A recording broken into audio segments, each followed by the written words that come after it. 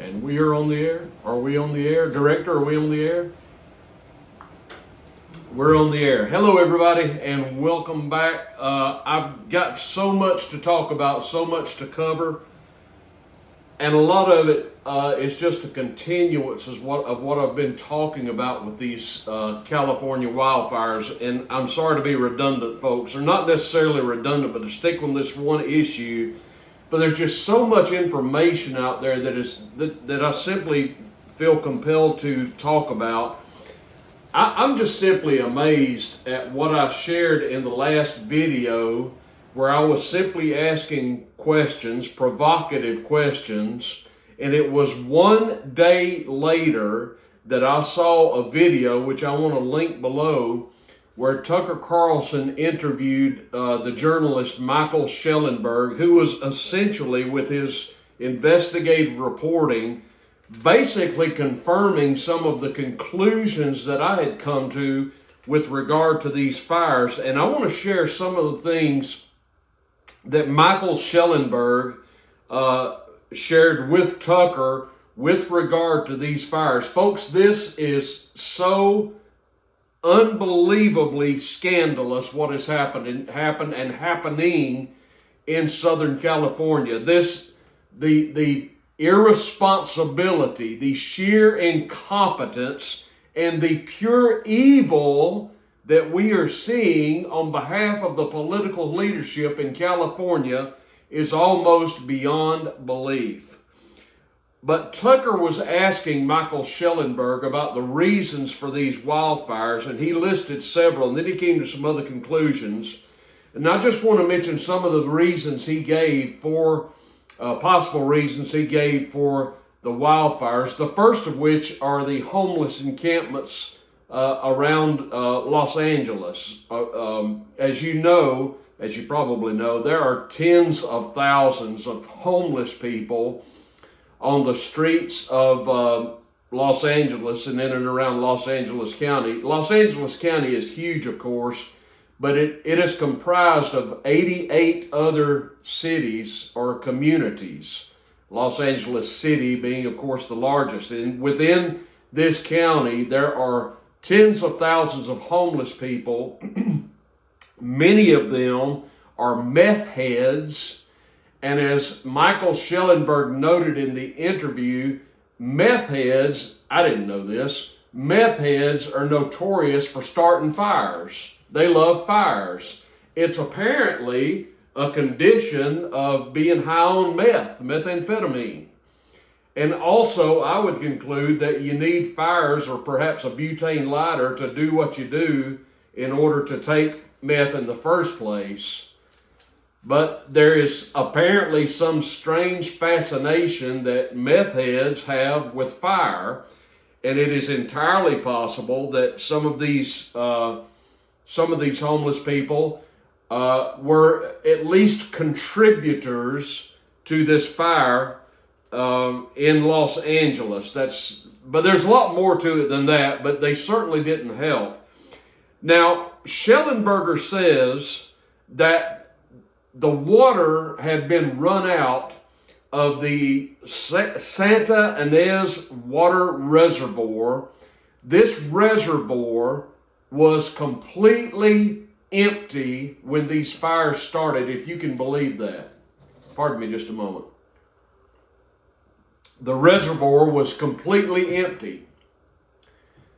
By design, it was completely empty. They were going to service the enclosure of the reservoir, and they never got that thing fixed, and it has sat empty, devoid of water for well over a year. Now, the location of this Santa Ynez water reservoir is right by Pacific Palisades, which, as you know, was virtually destroyed by these wildfires. It is the second largest water reservoir in Los Angeles County, and it has been empty for at least a year. So when you go to battle a fire, you kind of need water, right? And that's where you begin asking questions. Is there some design here at play? Now, Shellenberger draws the conclusion, which kind of runs in with what I was talking about yesterday, or not draws a conclusion, but he states to Tucker Carlson that people like Karen Bass, the mayor of Los Angeles, is a Marxist. She's an avowed Marxist. And Marxism is basically a nihilistic philosophy. A Marxist is a person who is envious of the wealthy, and they possess they do possess this nihilistic end of civilization ideology. They don't believe we should have these wealthy people, unless, of course, it's them, right? This is right out of the Castro playbook. In other words, a true Marxist would not be all that bothered that the wealthy people in places like Malibu and Pacific Palisades are losing their homes. These people live in another, almost an alternate reality. He was talking about the fact that they did these interviews prior to the mayoral election. It was Karen Bass running against a man by the name of Caruso, who's a self-made man. He's a billionaire, and he's a developer. And this was before Karen Bass was all that well known, and they would ask people who they were voting for. It's funny that the Latinos in these focus groups would say, well, what do these people stand for? And they would tell them. And by and large, the Latinos would support Caruso. But when you ask the white people of Southern California about this, when they found out Karen Bass was a black woman, they instantly, almost universally said, well, we've got to support her. It's like you vote against your own self-interest. You're putting a Marxist in as your mayor, and look at where it's got you. Your water tank is empty. Your fire equipment is lacking. Much of it has been donated to the Ukraine. You don't have the manpower. You don't have the water. You don't have the resources. And maybe you don't even have the will to battle these fires in Los Angeles. Another angle that I covered in my last video, he talked about as well, and that is the component of DEI into the equation: diversity, equity, and inclusion. And Shellenberger stated to Tucker Carlson that DEI is the priority of the Los Angeles Fire Department. Karen Bass had cut their budget, as I noted earlier, by over $17.6 million. She redirected a lot of that money to woke causes, as you know. But a memo was discovered where Karen Bass had plans, and she later admitted this, she had plans to slash the LAFD department's budget by another $48 million. Do you realize, as an aside, ladies and gentlemen, that Gavin Newsom said he was going to combat homelessness, and to that end, he spent more than $24 billion of California taxpayer money to combat homelessness, and now they have 40% more homelessness today than they had in the year 2014. Unbelievable. Okay, I did a little research on some of the officials in the Los Angeles Fire Department, Los Angeles County Fire Department, which is rife with this woke DEI ideology. In other words, you hire and promote people not based on merit, but based on other factors such as skin color or sexual orientation or things of this nature. Here's what I found. The fire chief of the LA Fire Department is a woman by the name of Christina Crowley. She is the first LGBTQ fire chief of the LAFD. Her annual salary is $439,722. She's a DEI hire. Another woman with the same first name, Christina Kettner, is the first, they make note of this, she is the first lesbian assistant chief of the LA Fire Department. Her salary is $264,468 a year. And then another hire, DEI hire for the LA Fire Department, is a woman by the name of, or she appears to be a woman.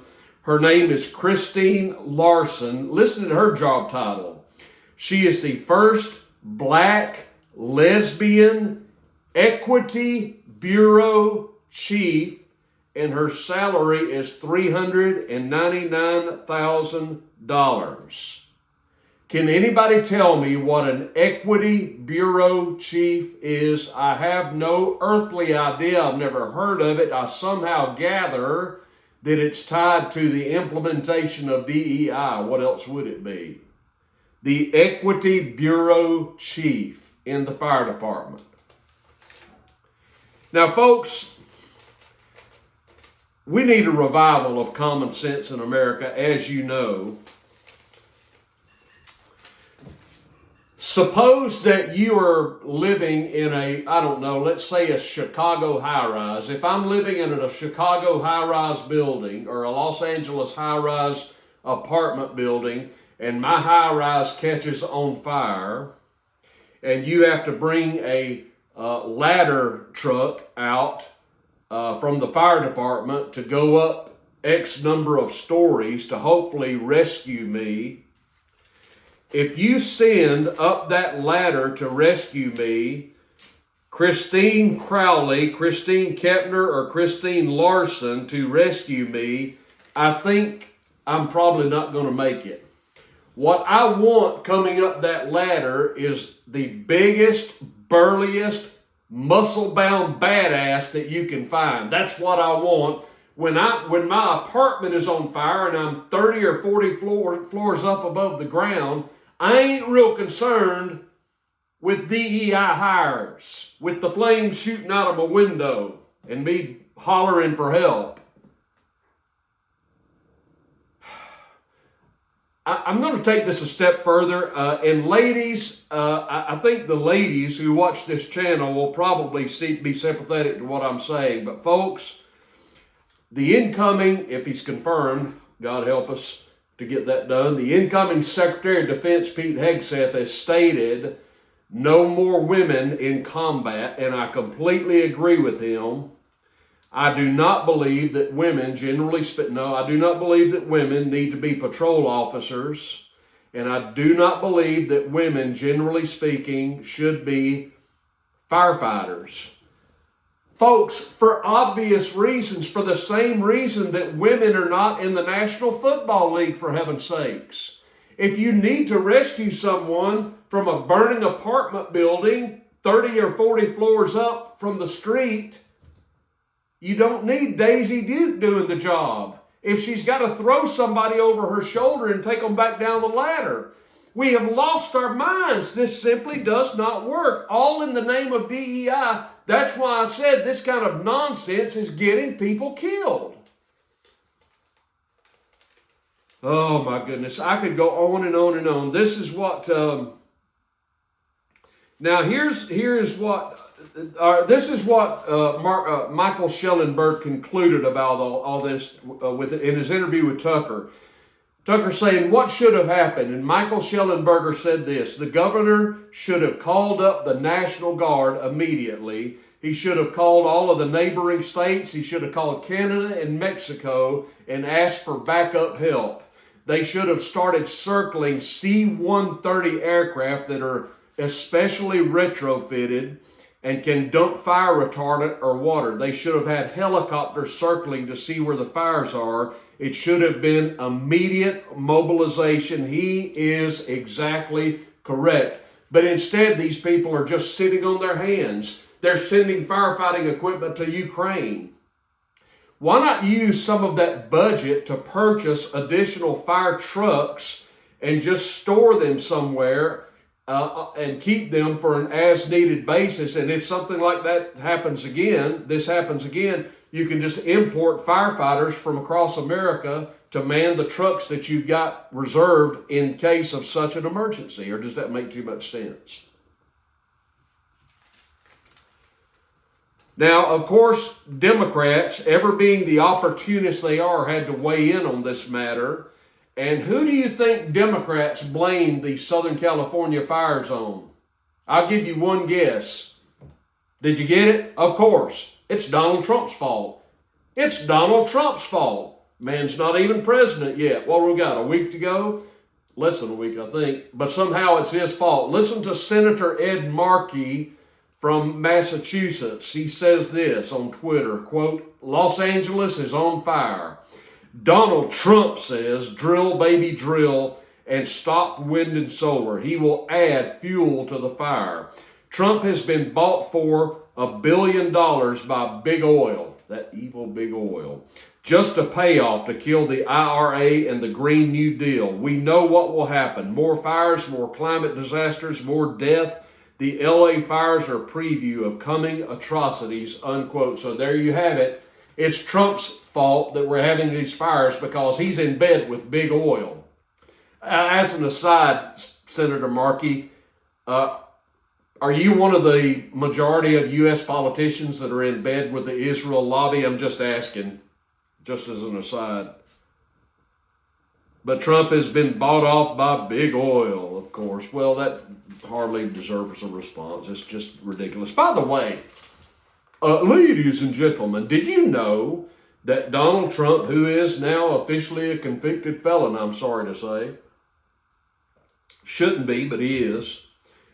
Do you realize that the next president of the United States cannot own a gun? Donald Trump cannot own a gun. Can you believe that? The man that has his hand on the nuclear button can't have a gun. Bizarre, right? Ridiculous.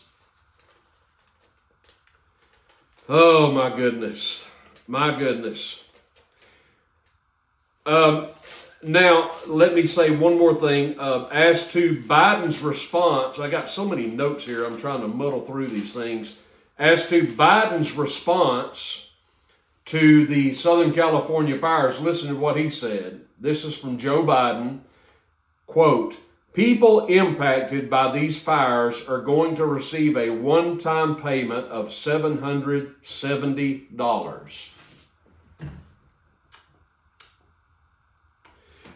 He would like to send more, but we got a lot of debt we got to take care of. Or he would like to send more, but unfortunately, we got to send more money to Ukraine." Now, think what you will about the government sending taxpayer dollars to these people. Of course, I have to say, if there's a legitimate reason for sending taxpayer dollars to anybody, it would probably be something like this. But Donald Trump this is an insult. This is just nothing but a complete and utter insult. Now, he's sending billions and billions to Ukraine.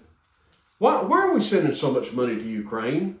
That's not necessarily a rhetorical question. I've got another angle for you. Is it more than just to help them in their war with Russia?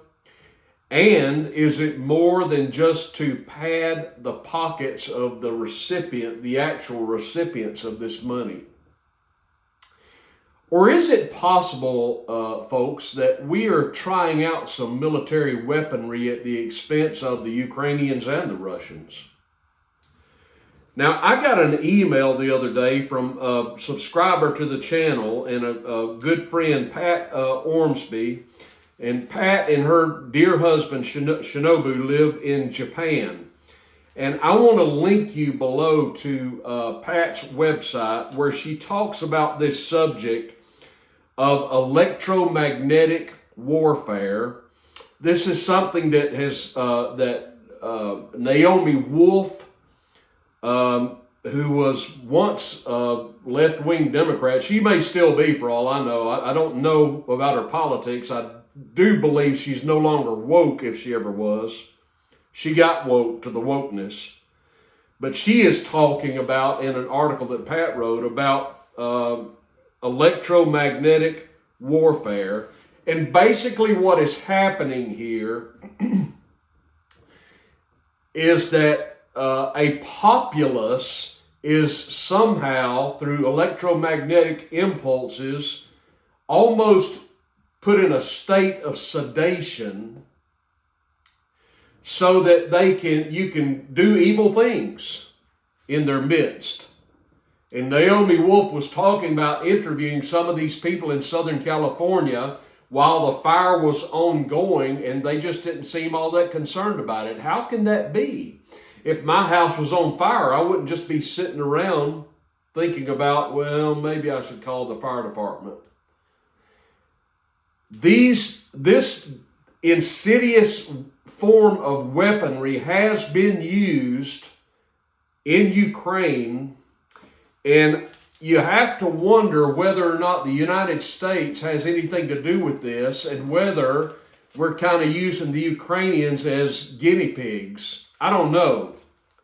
But this is something that I'm just starting to look into, and I want you to look into it as well as you will, because Pat has a wonderful article on her website that deal with these things, and I'm going to link it down below so that you can check it out for yourself, all dealing with electromagnetic warfare. There is a war in Southern California. I'm trying to identify who the players are. I know who the victims are, but you got to wonder who's behind all this, folks. We live in a world where things that were conspiracy theories heretofore are becoming realities. I mean, we live under a government that told us, and a media, that's their public relations arm, that told us back in the 60s that John Kennedy was killed by a lone assassin named Lee Harvey Oswald. And you know, back then we all believed it. I mean, it was another day back in the 60s. I was a kid, but that we all believed that. Okay, well, it must be true. Walter Cronkite told us that. And now we know better. Maybe we're a little more cynical, or maybe we're just not as naive as we once were, but we need to wake up to these things. All right. One more thing before I go. You know, as he's leaving office, Joe Biden is just throwing one bomb after another, just one thing after another, one disgraceful act after another. It's like there's no restraint, the gloves are off. Anything he can do to hurt our country, he's doing as he makes his final exit. And Joe Biden announced just the other day, let me find this. Joe Biden just announced a day or two ago. I had this all pulled up. Bear with me. Here we go. Joe Biden announces, now get this, Biden names new aircraft carriers after a neocon darling and predator in chief is the headline. George Bush was one of the most destructive presidents in American history. His Iraq invasion caused hundreds of thousands of deaths, wasted trillions of taxpayer dollars, destroyed American families, and further destabilized the already turbulent Middle East. To Joe Biden, that's a legacy worth celebrating. And to that end, the outgoing president announced on Monday that he is naming the United States military's newest nuclear-powered aircraft carrier after George W. Bush, and another one. The first one is going to be named after George W. Bush, and the second one is going to be named after Bill Clinton. So he's doing further insult to our nation as he makes his exit. Now imagine this. Imagine you're a service member stationed on one of these ships, either the Bush or the Clinton. In one scenario, you are ironically serving your country on a vessel named after the man chiefly responsible for the neocon agenda that seeks to destroy it. On the other, you're on a boat that honors America's most famous Oval Office pleasure receiver. I wonder if on the USS Bill Clinton there's going to be a massage parlor. I just wonder. Can you imagine having a young son or young daughter and they're in the Navy and they're going to be stationed either on the George Bush or the Bill Clinton? How embarrassing, how humiliating, how ironic, and how insulting, not only to the military, but to America. But that's just who Joe Biden is. That's just how he rolls. All right, folks, look, thanks for joining me. Thank you so much. Give me a thumbs up on the video if you would, please. Please subscribe to the channel. All the relevant links are down below. You can buy me a cup of coffee because I'm always in need of a cup of coffee. Remember Pat's link down below that I'll put there. Check her website out. It's really full of great information. Share this video far and wide. And thank you so much for joining me today. This is Trailer Trash Tim, and I'll see you soon.